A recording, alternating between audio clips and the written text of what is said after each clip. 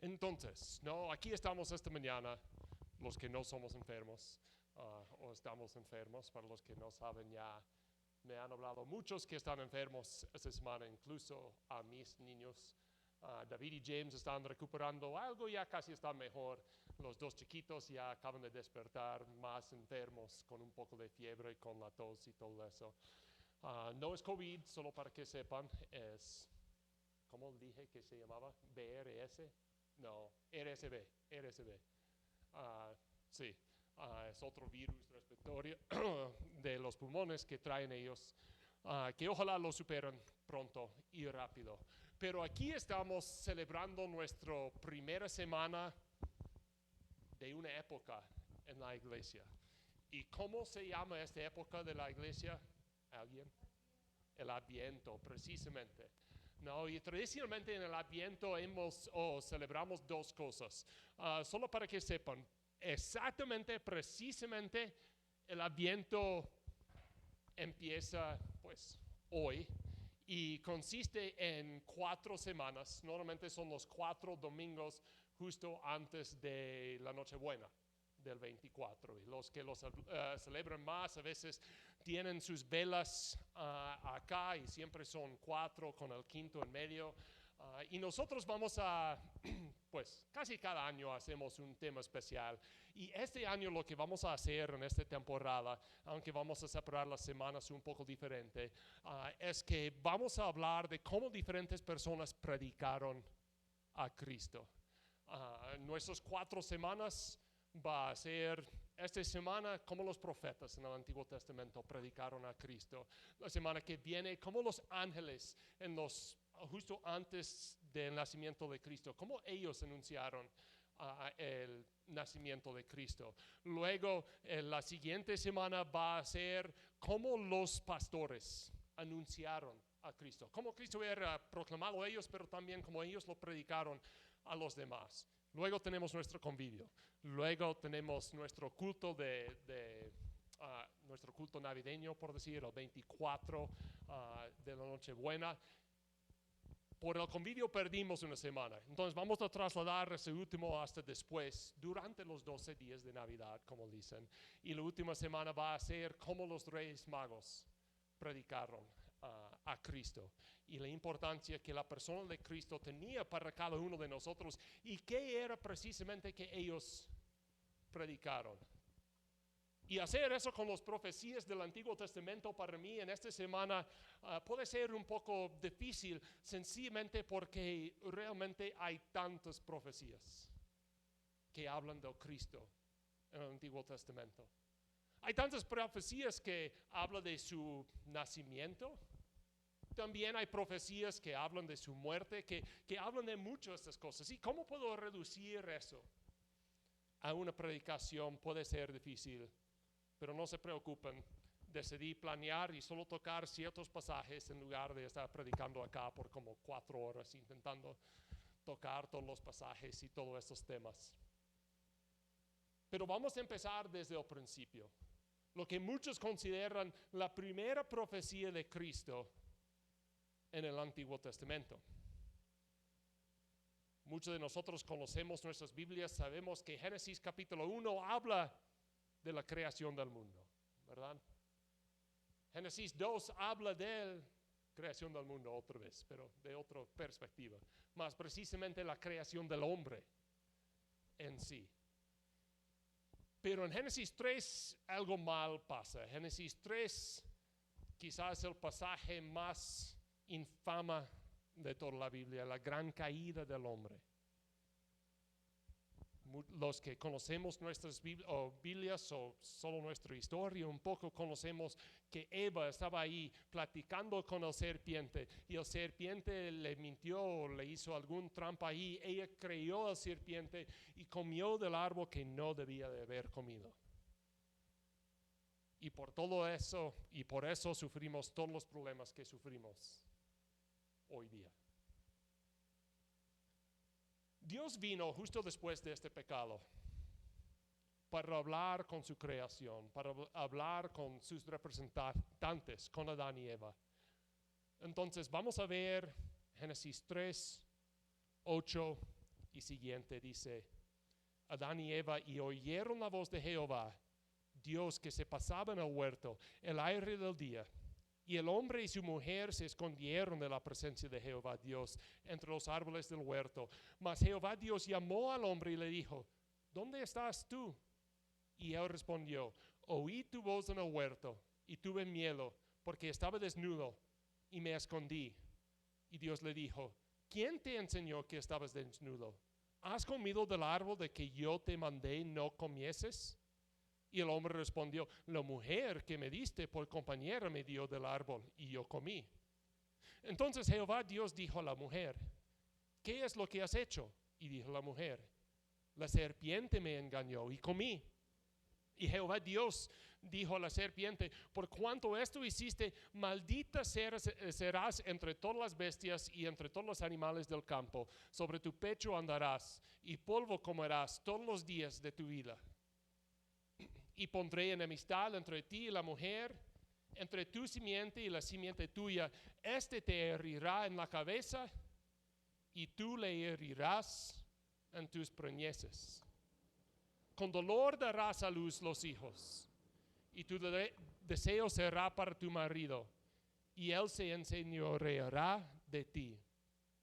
Y luego en el 17 dice eso, y el hombre dijo, por cuanto obedeciste a la voz de tu mujer y comiste del árbol de que te mandé diciendo, no comerás de él, maldita será la tierra por tu causa. Con dolor comerás de ella todos los días de tu vida. Espinos y cardos te producirá y comerás plantas del campo. Con el sudor de tu rostro comerás el pan hasta que vuelvas a la tierra, porque de ella fuiste tomado, pues polvo eres y al polvo volverás. Esa es la historia de cómo decimos, las maldiciones que Dios dio a cada uno. Podríamos platicar sobre qué significa cada cosa, la maldición del serpiente, la maldición de la mujer, pero quiero enfocarme un poco en la maldición del hombre. Y es interesante cuando leímos eso que ni es tanto es maldito acá. Otra vez en el versículo 17 dice, y el hombre dijo, por cuanto obedeciste a la voz de tu mujer y comiste el árbol de que te mandé diciendo no comerás de él, dice, maldita será la tierra por tu causa. No solo era este hombre que era maldito por Dios. Dios dijo al serpiente, maldito serás tú. Pero acá es diferente. Acá es maldito será la tierra. ¿Y por qué está maldita toda la tierra, toda la creación? El hombre tiene que sufrir algunas consecuencias bien difíciles. Sobre todo, tiene que trabajar la tierra para comer. Tiene que trabajar. Que la comida no va a salir de la nada para él. Los que hemos intentado cultivar ciertas plantas para comida, sabemos de esta batalla. En la tierra donde crecí yo, puedes echar semilla de cualquier planta que es apto para este clima. Échale ahí y va a crecer. De veras no requiere mucha habilidad. Mi tierra está conocida por su tierra demasiado fértil, por eso crecimos demasiado frijol y maíz ahí. Y uno puede tener su jardín y crecer diferentes y cultivar diferentes verduras. Zanahorias, cebolla. Cuando yo era niño sembramos muchas fresas ahí, también en nuestros jardines, muchas calabazas de diferentes tipos. Y lo siembras y lo cuidas un poco, pero no que hacer mucho, pero luego se da. Luego me mudé acá. La tierra acá es un poco menos fértil, por decir. Echas cualquier semilla al suelo, ni importa lo que es, y casi no crece. El opuesto, por decir. Y tienes que saber qué está haciendo para hacer ese cultivo bien. cómo lavar los diferentes tipos de plagas o qué hay que hacer cuando llegan las plagas.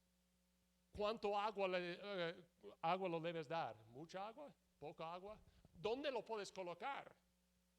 ¿En el sol? ¿En la sombra? En todos esos diferentes lugares. No voy a decir que mi tierra es un paraíso, porque tampoco es. A veces tiene tiempos difíciles. A veces llega la sequía. A veces llegan las inundaciones. A veces llegan las tornadas o el granizo, pero más granote que granizo. A veces de este tamaño. ¿Y qué pasa a todo el cultivo? Se pierde. Y luego hay que trabajar en otras cosas para intentar salvar por lo menos un poco. Y se puede decir que desde aquel momento que Adán y Eva comieron de esta fruta, han estado trabajando y han estado trabajando en vano. Y no sé para ustedes, pero esta es una de las cosas más frustrantes en mi vida cuando yo hago un trabajo en vano. Cuando yo paso horas y horas haciendo algo y luego no sirve para nada. Estoy preparando un postre. Compro todas las cosas. Yo no soy muy bien en eso. Yo puedo preparar otras cosas. Puedo preparar carnes, ensaladas, este tipo de cosas con más facilidad. Para hornear hago sencillamente porque no lo hago mucho. Lo puedo hacer, pero me cuesta mucho más. Pero vamos a imaginar que junto todos los ingredientes, mezclo todas las cosas. Yo echo las cosas como debe ser echado en los diferentes recipientes. Y viene tiempo para hornear. Lo meto en el horno y a mitad del tiempo de hornear se acaba el gas. ¿Y qué vas a hacer para recuperarlo? De veras no se puede recuperar bien, porque quizá vas y compras más gas, pero ya estaba cocido a la mitad, pero hay que terminarlo, pero no va a ser igual. Hice todo ese trabajo en vano. Y es frustrante. Y esa es la situación en que todos nosotros estamos viviendo ahorita.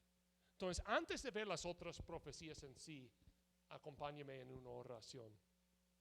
Señor, estamos acá esta mañana sencillamente para darnos cuenta de nuestro estado actual. Que hacemos muchas cosas en vano. Y tristemente, igual como Adán y Eva, hacemos muchas cosas fingiendo como tú ni existieras. Entonces, ayúdanos, Señor. Darnos cuenta no sencillamente que existes, pero estás con nosotros cada día. No solo eso, pero en algún tiempo tú viniste personalmente a esta tierra para rescatarnos de todo ese trabajo en vano. Ayúdanos a recordar estas cosas y ayúdanos a vivir nuestras vidas no solo en ese temporada de Adviento, pero ayúdanos a vivir todas nuestras vidas con ese pensamiento presente que tú has venido a esta tierra y que vas a venir de nuevo, ofreciéndonos una salvación aún más grande de lo que nos has ofrecido. Te pido esas cosas en nombre del Señor. Amén. Entonces, esta es la esperanza que tenían todos los hombres desde aquel día. Algún día no vamos a tener que trabajar. Algún día vamos a poder reposar. Y como digo, vino desde el principio. A veces escapa de nosotros. Pero justo después de esa historia, la Biblia nos cuenta de ciertos nacimientos, que tal y tal persona nació de tal y tal persona, y hay una genealogía así. Y casi la primera persona de importancia a quien llegamos después de esos días es la persona de Noé. Una pregunta, ¿qué hizo Noé? Hizo el arca. Pero ¿qué esperanzas tenía la gente de Noé? ¿Saben eso? ¿Qué iba a hacer Noé? Cuando leímos esta genealogía, vamos a leer sencillamente las últimas personas de eso. Después del famoso Enoc y Matusalén, leímos de su hijo Lamec. En Génesis 5:28 dice: vivió Lamec 182 años y engendró un hijo y llamó su nombre Noé, diciendo, este nos aliviará de nuestras obras y del trabajo de nuestras manos, a causa de la tierra que Jehová maldijo. No para meter la presión a Noé, pero desde el día de su nacimiento las personas pensaron, este es nuestro Salvador. Este es el escogido. Este nos va a rescatar de nuestro trabajar. Este nos aliviará de nuestras obras y del trabajo de nuestras manos, a causa de la tierra que Jehová maldijo. Hasta que el mismo nombre Noé, a veces no echamos mucha importancia a las llamadas que vienen ahí en nuestras Biblias. Pero si uno está leyendo la Reina Valera, y seguramente viene en otras traducciones también, hay una llamada ahí cuando dice y llamó su nombre Noé, porque el nombre Noé en sí significa reposo o descanso.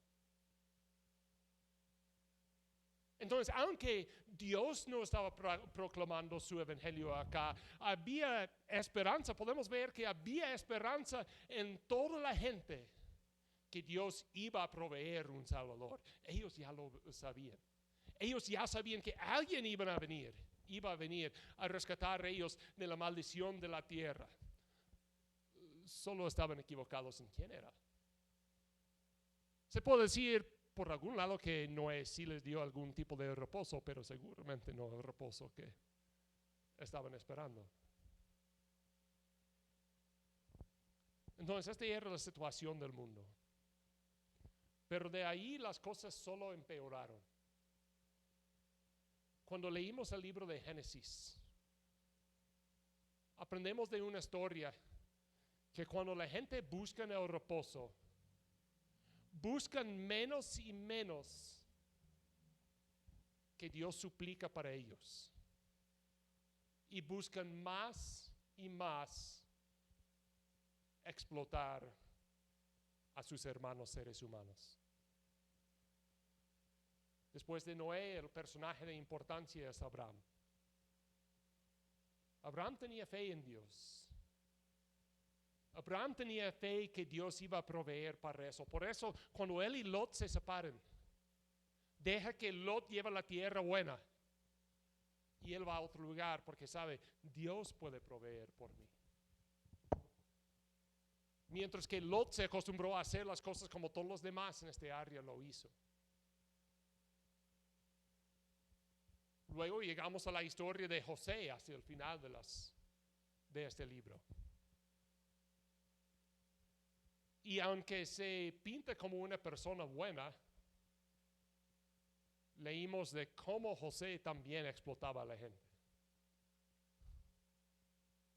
Dios le dio un sueño que iba a haber 7 años de escasez en Egipto y luego, 7 años de abundancia, luego 7 años de escasez. Y él habla con Faraón y dice, mira, yo he interpretado unos sueños para ti y para otras personas que conoces.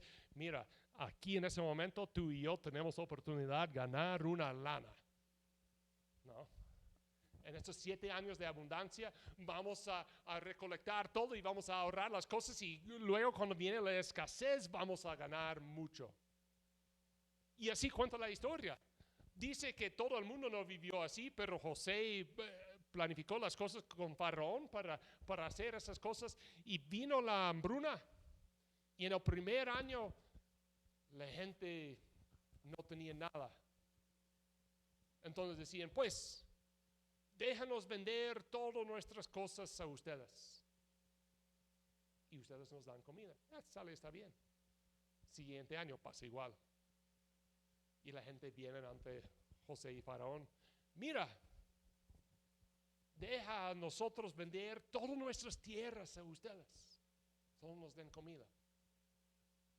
Está bien. El siguiente año pasa la misma cosa. Y ellos vienen, miren, no tenemos más que venderles, pero déjanos venderles a ustedes nosotros mismos. Seremos como sus esclavos, seremos sus siervos, dice. Y ustedes nos dan la comida. Está bien. Pero la gente explotada no le gusta seguir siendo explotada, ¿verdad? Y cuando les da la oportunidad, van a buscar explotar a otra persona para aliviar eso. Cuando leímos en Éxodo, leímos una historia donde dice que el faraón actual no conocía el faraón que había conocido a José. Y que los egipcios habían empezado a explotar los israelitas. Y que habían convertido en ellos como sus esclavos. Entonces, en el principio del libro, cuando en sus discursos con Moisés, Dios da una esperanza a Moisés diciendo, mire ustedes, yo he escuchado los gritos de mi pueblo y como ellos son explotados, como ellos tienen que trabajar para sus ladrillos, para sus cultivos y todas estas cosas. Y dice, yo los voy a librar, yo los voy a llevar a una tierra donde no tienen que trabajar, una tierra de leche y miel. Donde los árboles darán su fruto en el tiempo, cuando las lluvias llegan a su tiempo. Buscando la geografía en esos tiempos, uno puede aprender, pues, Egipto es un clima demasiado árida, seca. La gran mayoría es desierto de la Sahara. Realmente las únicas partes donde se puede cultivar cosas es al lado del río Nilo. Pero para cultivar con todo eso, uno tiene que irrigar. Y en aquellos días ellos habían inventado diferentes máquinas para mover el agua, pero para mover eso la gente tenía que subir cosas y tenían que caminar en estos aparatos para cultivar toda la tierra. Ellos tenían que trabajar para estas cosas. Pero Dios llega, mira, no solo los voy a liberar de su esclavitud, también voy a proveer todas las cosas que necesitan. Solo confíen en mí. Entonces, Dios los llevó, los liberó de Egipto, los llevó a la tierra prometida. La primera oportunidad que ellos tenían para entrar, ellos dijeron, no, gracias. Son demasiado grandes para nosotros. No queremos enfrentar los problemas. Queremos seguir errando en el desierto. Dios los dejó de eso. Hasta la siguiente generación y les dio chance. Quieren entrar, esta vez sí aprovecharon. Pero leímos la historia del Antiguo Testamento del pueblo de Israel que luego se convirtió en reino, que luego se dividió este reino. Y sencillamente es una historia de la infidelidad del pueblo de Dios y de la fidelidad de Dios hacia ellos. Y en los jueces, llega un juez, todos están bien con Dios. Sí, termina que todos están mal con Dios, pero Dios sigue fiel a ellos.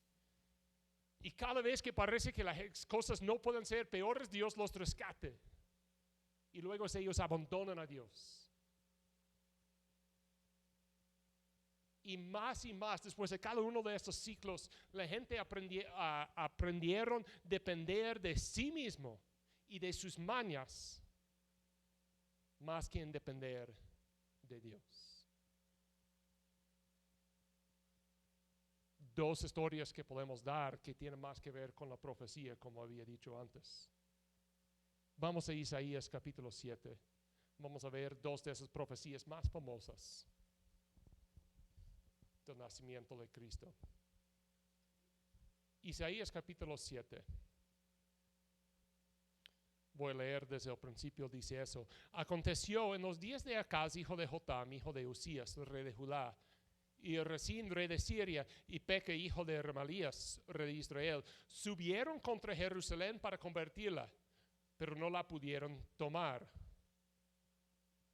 Y vino la nueva a la casa de David diciendo, Siria se ha confederado con Efraín, y se le estremeció el corazón y el corazón de su pueblo, como se estremecen los árboles del monte a causa del viento. Entonces dijo Jehová a Isaías, sal ahora y encuentra de Acaz, tú y Sear-Jasub, tu hijo, al extremo del acueducto del estanque de arriba, en el camino de la heredad del valor, y dile, guarda y repósate.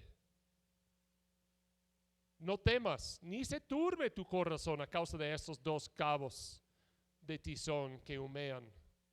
Por el ardor de la ira de Rezín y de Siri y del hijo de Remalías, ha acordado maligno consejo contra ti el sirio, con Efraín y con el hijo de Remalías, diciendo, vamos contra Judá y aterroricémosla, y repartámosla entre nosotros, y pongamos en medio de ella por rey el hijo de Tabeel. Por cuanto Jehová, el Señor, dice así, no subsistirá ni será. Porque la cabeza de Siria es Damasco y la cabeza de Damasco Rezín. Y dentro de 65 años Efraín será quebrantado hasta dejar de ser pueblo.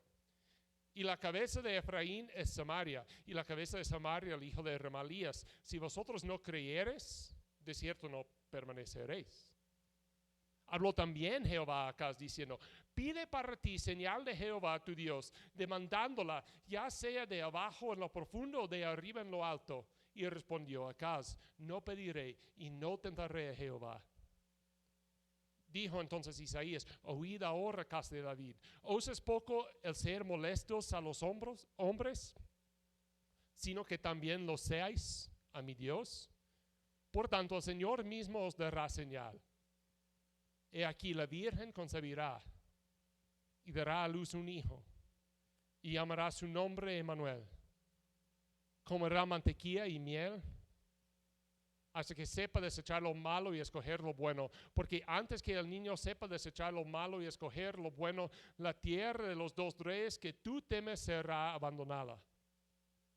Jehová hará venir sobre ti, sobre tu pueblo y sobre la casa de tu padre, días cuales nunca vinieron desde el día que Efraín se apartó de Judá. Esto es el rey de Asiria. Entonces esa es la historia. Vienen dos poderes contra Judá. Uno demasiado grande, el otro grande en comparación a Judá, quizá no demasiado grande, pero muy grande. Y el rey no sabe qué hacer. El rey piensa que va a ser víctima de un golpe de estado, que van a instalar otra persona como rey y mejor van a matarle a él y a toda su familia. No sabe qué hacer. Y de veras, en estos tiempos, los reyes tampoco fueron muy buenos. Tenemos al rey Acaz, hijo de Usías, dice, no andaba con Dios en ninguna manera. De veras, de lo que conocemos de ese tiempo, él había explotado mucha gente, él había hecho cosas malas. Entonces, Isaías viene ante él con esa profecía. Mira, todas esas cosas malas te va a pasar, pero Dios te va a rescatar. Y mejor, acá sencillamente pensaba, ¿quién es este loco? ¿Por qué me está hablando así? Pues muchos piensan, quizá no es así, muchos piensan de veras, Isaías era parte de la familia real, por eso sencillamente podía ir y platicar con el rey. Pero parece por el texto acá que Acaz no le creyó para nada.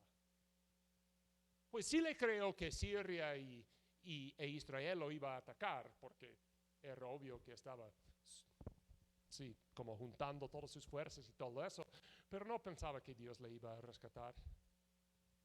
Por eso cuando Isaías dice, pide un señal de Dios, él responde, no pediré y no tentaré a Jehová. Intenta como dar la respuesta santa, por decir. Pero realmente era una muestra de falta de fe. Él dice, ¿sabes qué? Yo no creo que Dios va a trabajar, entonces ¿cómo le voy a pedir un señal? Y quizá pensaba en su mente, pues aun si le pongo señal o le digo algo, sencillamente va a pasar por casualidad este señal. Entonces el Señor que Dios le da es uno muy interesante. El Señor dice, pues, en alguno de esos días va a concebir la Virgen. Como muchos han comentado, la palabra virgen acá no significa virgen, sencillamente significa como una doncella. Y muchos han pensado, pues, o refiere a una nueva esposa de Acaz, quizá la madre de Ezequías, o refiere al hijo, o pues la hija, o nuera, nuera, dependiendo del caso de Isaías en sí, por lo que sigue después. Uno va a concebir y el señal sencillamente es tiempo. Y él dice que muy pronto estos dos reinos van a pasar. Antes que ese niño crezca, uno de esos pueblos va a ser derrotado por completo. Y dentro de 75 años el otro pueblo va a desaparecer por completo. Pero dice eso. El versículo que todos nosotros conocemos en 14, por tanto el Señor mismo os dará señal. He aquí, la Virgen concebirá y dará a luz un hijo y llamará su nombre Emmanuel, Dios con nosotros. Ese era hablado al rey Acaz. Aun cuando él estaba explotando a su gente, aun cuando él estaba haciendo las cosas malas, Dios le dijo, Dios está contigo. Dios va a estar con nosotros. 2 capítulos después vemos otro resultado de eso, el pasaje que yo leí esta mañana.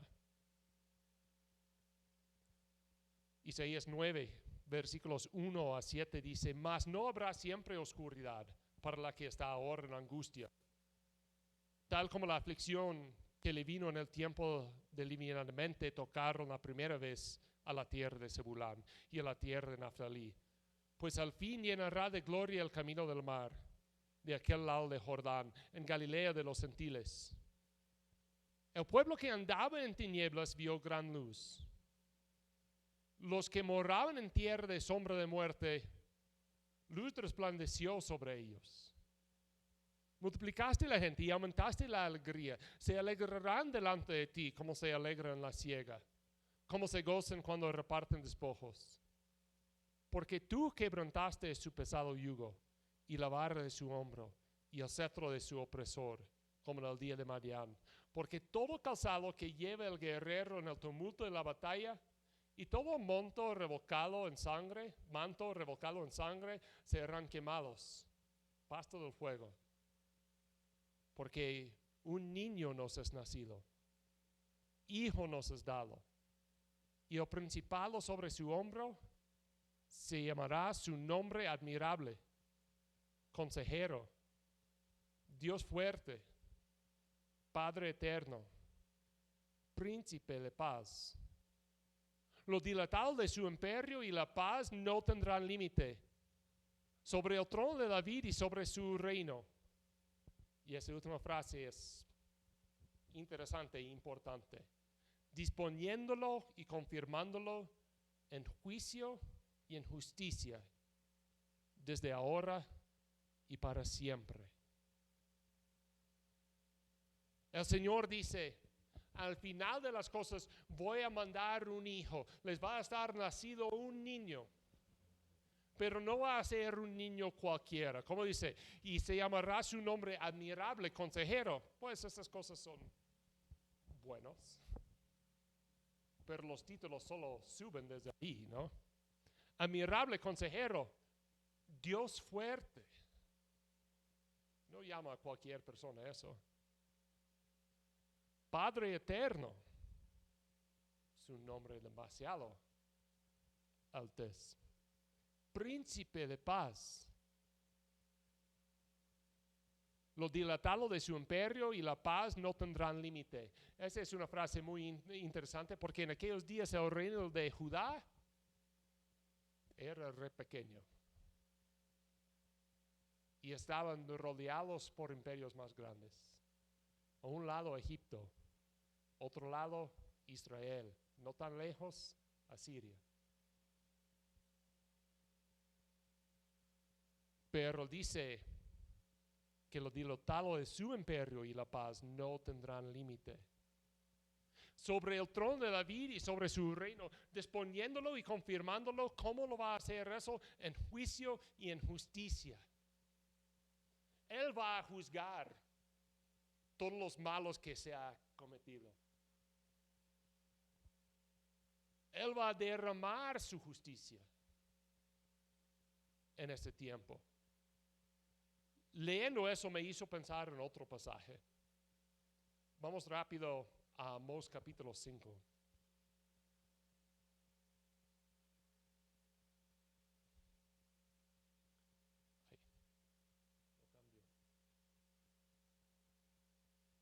Amós capítulo 5. Vamos a empezar con el versículo 16. Dice, por tanto, así ha dicho Jehová de los ejércitos, en todas las plazas habrá llanto, y en todas las calles dirán, ay, ay, y el labrador llamarán al lloro, y el endecha a los que sepan endechar. Y en todas las viñas habrá llanto, porque pasaré en medio de ti, dice Jehová. ¿Qué piensan? Estas palabras estaban anunciados en tiempos de éxito, tiempos de gozo y alegría o tiempos de tristeza. Muchos suponemos que eran tiempos de tristeza. Las palabras de Amós, solo para que sepan, aunque es un libro demasiado negativo, era proclamado mientras el reino de Israel estaba en su colme. Tenían todo el éxito económicamente, militarmente. Estaban considerados a la par de varios de los poderes mundiales de aquellos días. Pero el pueblo sufría demasiado de injusticia. La gente no servía a Dios. La gente servía a sí mismo. Cuando ellos tenían necesidad de algo, no lo buscaban de Dios, lo buscaban de sí mismo. Hay otro lugar en este libro donde Amós enfrenta al sacerdote de aquellos días, mostrándole todas las cosas en que está corrupto este sacerdote. ¿Cómo están corruptos los comerciantes? Sí están muy ricos, sí les está yendo muy bien el negocio, pero solo porque están explotando a los demás. Llegamos otra vez a este tema de la explotación. Entonces, en medio de este éxito, Amós está diciendo, en todas las plazas habrá llanto, en todas las calles dirán, ay, ay. Y el labrador llamarán al lloro y endecha a los que sepan endechar. Y en todas las viñas habrá llanto, porque pasaré en medio de ti, dice Jehová. Por eso nadie lo creía a Amós, porque estaba predicando muchos problemas y mucho juicio en los tiempos de éxito. Pero él sabía que la superficie de las cosas y cómo había moviendo mucho dinero y como mucha gente estaba contento, también había un pueblo oprimido ahí. Hay de los que desean el día de Jehová, para que queréis este día de Jehová. Será de tinieblas, no de luz, como el que huye delante del león y se encuentra con el oso, y como si entrare en casa y apoyare su mano en la pared y la muerde una culebra. ¿No será el día de Jehová tinieblas, sino luz, oscuridad que no tiene resplandor? Aborrecí, abominé vuestras solemnidades. Este párrafo es muy interesante. Y no me complaceré en vuestras asambleas. Y si me ofrecieres vuestros holocaustos y vuestras ofrendas, no los recibiré, ni miraré a las ofrendas de paz de vuestros animales engordados. Quita de mí la multitud de tus cantares, pues no escucharé las salmodías de tus instrumentos. Mira todo este párrafo. Es como de apariencia toda la gente está haciendo todas las cosas muy bien, ¿verdad? Están yendo a la iglesia, están participando en los cultos, están ofreciendo todos los sacrificios que deben ofrecer. ¿No? Uno puede pensar, el problema de Israel, que era el pueblo malvado. Muchas veces el pueblo de Israel tiene mal renombre por nunca adorar a Dios, por siempre tener reyes malos. Pero parece que había mucha gente ahí que adoraron a Dios. No es que no estaban haciendo los sacrificios. No es que no estaban guardando culto ante Jehová, pero lo estaban haciendo con corazón bastante insincero.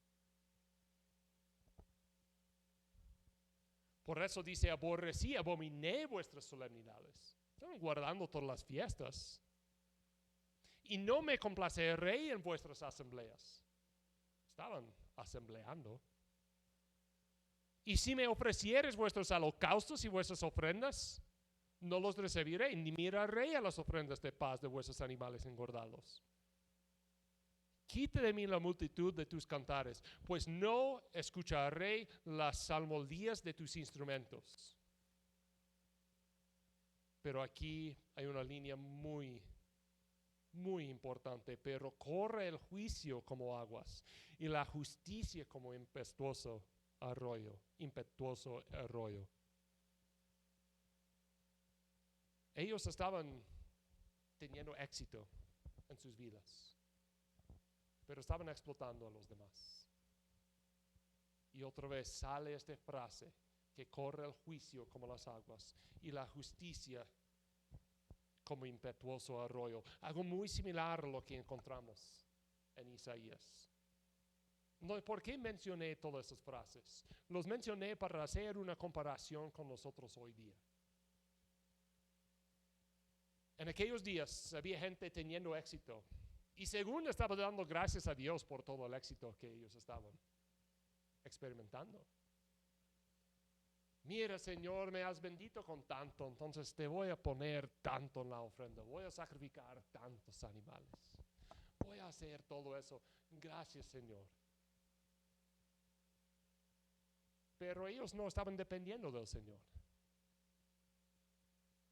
Ellos estaban buscando explotar a las demás personas para que ellos mismos podrían ser más ricos. Ellos pensaron que si yo haga las cosas bien, si yo soy sabio, o mejor decir, si yo soy hábil en los negocios, voy a tener éxito. ¿Y sabes qué? Tuvieron éxito. Pero a causa de su éxito, todos los demás tenían dolor. Para llegar al colmo, tenían que pisar demasiadas cabezas. Tenían que explotar tantas personas. Por eso el Señor dice, pero corre el juicio como las aguas y la justicia como impetuoso arroyo. Nosotros muchas veces somos similares. Nosotros como pueblo de Israel proclamamos conocer a Dios. Hablamos de nuestra relación con Dios. Pensamos en las cosas que van bien en nuestras vidas cuando van bien y muchas veces lo damos a nuestras propias habilidades en poder vivir esta vida. Algo que a veces me da tristeza en la iglesia, no hablo mucho de la iglesia en general, pero lo voy a hacer ahorita. Algo que a veces me entristece acerca de la iglesia hoy día. Es como la gente está muy listos y tienen muchas ganas de aprender cómo deben manejar la vida como cristianos. Cómo deben hacer los negocios. Y como hay grandes eventos, mira, si haces los negocios como dice la Biblia, vas a tener éxito. O en cosas como la psicología, si tú empiezas a desarrollar ti mismo de esta manera, vas a tener éxito. La gente está muy listos para todas esas cosas, pero no quieren conocer a Dios. Vamos a tener una conferencia sobre sencillamente quién es Dios. Llega mucho menos gente. Vamos a tener una conferencia sobre cómo tú mismo puedes tener una relación con Él, en lugar de cómo puedes manejar tu negocio y cómo va. Porque la gente está adorando a Dios con sus labios y aún a veces con sus acciones, pero los corazones están muy lejos de Él. Y así ha sido la humanidad desde los días de Adán y Eva. Pensando, yo no tengo que hacer las cosas en la manera que Dios me lo enseñó. Yo puedo hacer las cosas mejores. Voy a comer del árbol, voy a explotar a otros. La liberación de la explotación significa cambiarte de ser explotado a ser explotador. Y nosotros pensamos que significa tener éxito. Pero a todo eso, Dios, igual hoy como en los días pasados, tiene un mensaje para nosotros. Tiene un mensaje que dice, algún día voy a venir y va a correr la justicia como las aguas, o el juicio como las aguas, y la justicia como impetuoso arroyo. En las palabras de Isaías, que corre o que va a imponer el reino de David a través del juicio y de la justicia. Mucha gente en aquellos días tenían algún tipo de excusa, porque podían pensar, mira, hemos escuchado estos cuentos acerca de Dios, pero ¿realmente dónde está Dios? Primero estuvimos esclavos, luego estuvimos en otro lugar. ¿Dónde está Dios? Yo necesito hacer las cosas para mí mismo, porque no he visto los frutos de Dios actuar. Tengo las historias, pero no tengo los frutos. Dios siempre dice que va a venir, va a venir, va a venir, va a venir. ¿Dónde está? No ha venido. Entonces voy a hacer las cosas como yo quiero y decir, gracias a Dios. Pero ellos podrían decir eso porque Dios no había venido. No era bueno que decían eso, no era bueno que hicieran eso, pero ellos tenían un poco más pretexto para actuar así. Nosotros actuamos exactamente de la misma manera, pero no es que Dios nunca va a venir, Dios no viene, Dios no viene, Dios no viene. Estamos en la temporada ahorita donde estamos celebrando que Dios vino. Estamos celebrando el hecho que Dios ya vino una vez.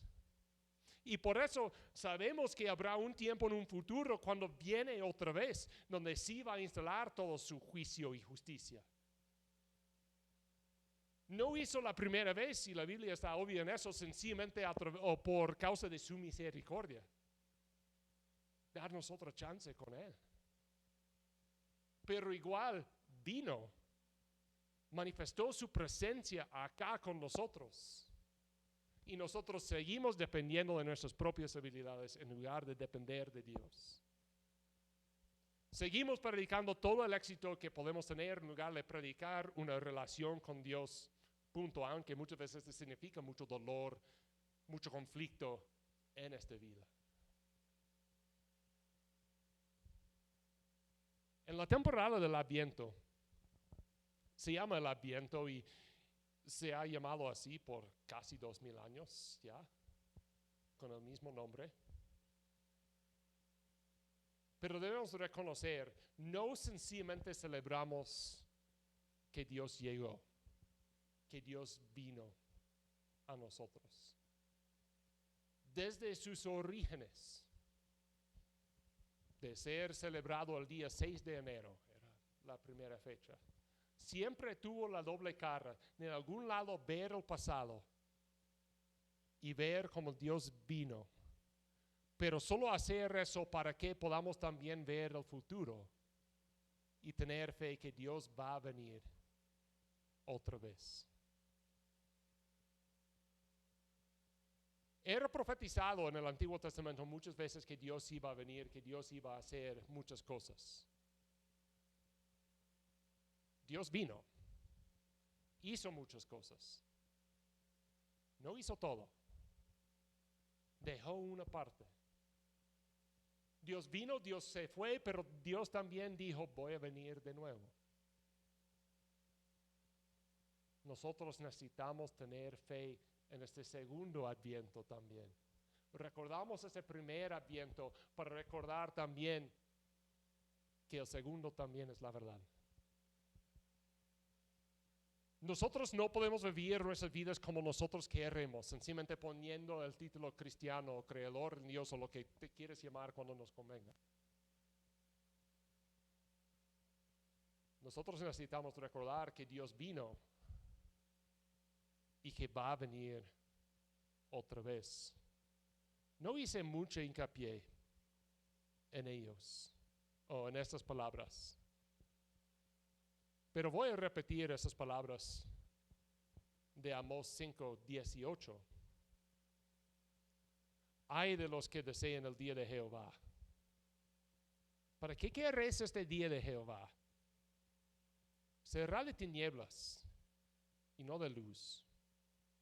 Como el que huye delante del león y se encuentra con el oso, y como si entrare en casa y apoyare su mano en la pared, y le muerde una culebra, ¿no será el día de Jehová tinieblas, sino luz, oscuridad que no tiene resplandor?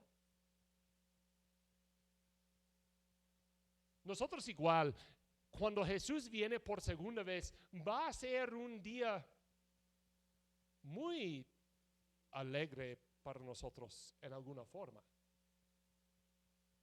Pero también habrá mucho dolor en nosotros en este día. Va a estar expuesto para todo el mundo ver, mira, así son todos mis errores. Así son todas las cosas que hice mal. Así son todas las oportunidades que yo tenía para servir a Dios, pero no lo hice porque estaba más preocupado con servir a mí mismo. Aquí son todas las oportunidades que yo tenía para ayudar a los demás, pero estaba más enfocado en sacar más recursos yo mismo que no lo hice. Así son todos los tiempos que avergoncé de Dios. Y va a ser algo doloroso, igual para nosotros. ¿Algo de gran alegría? Obviamente que sí.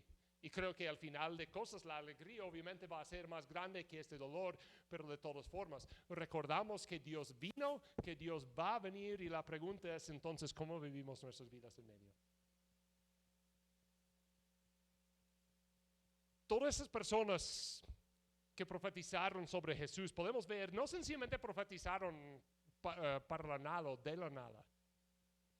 Profetizaron, dieron esas palabras de profecía porque había problemas en sus días. Problemas que necesitaban una resolución. Problemas que necesitaban que la gente actuaba de otra forma. Problemas que requería que la gente se acercara a Dios y no a sus propios recursos. Entonces en esta Navidad yo les pregunto que se examinen a sus propias vidas. ¿De qué dependo yo?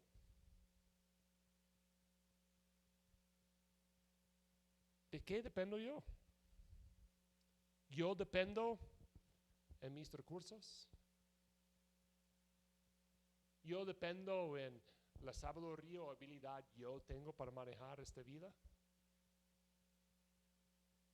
¿O dependo de la mera promesa que Jesús va a venir otra vez, como vino la primera vez? Este debe ser la promesa que nos sostiene. Este debe ser la promesa que nos motiva a vivir bien. Este debe ser la promesa que es la razón detrás de cual queremos acercarnos a Dios. Obviamente ninguno de nosotros acá, y me incluyo en eso, estamos dependiendo completamente de Dios. Yo les invito a todos nosotros a examinar nuestras vidas en esta temporada, en este Adviento. ¿Cómo puedo depender más de Dios? ¿Cómo puedo depender más en la promesa que Él va a venir de nuevo? En lugar de depender de mis propias habilidades. Oramos. Señor, te damos gracias por este día. no porque es más especial o otro que cualquier día. Ni te damos gracias por ese día porque nos permites estar vivos un día más, porque sabemos que el peor de eso, pasar sencillamente significa que pasamos a tu presencia. Pero te damos gracias por ese día porque es otra oportunidad que tenemos para contemplar cómo llegaste acá hace 2000 años. Que había muchas personas en el Antiguo Testamento que predicaron, que profetizaron que ibas a llegar a la tierra. Pero mucha gente, aunque conocían esas palabras, no dependían de esas palabras, entonces vivieron sus vidas como ellos querían. E igual pasa con nosotros hoy día, Señor. Muchas veces conocemos las palabras de la Biblia, conocemos tu palabra algo, conocemos lo que quieres de nosotros, pero no lo hacemos. Seguimos dependiendo de nuestras propias habilidades. Seguimos dependiendo de nuestras propias inteligencias en cómo vivir esta vida. Señor, te pido que en este tiempo, de este Adviento, dependemos menos de esas cosas.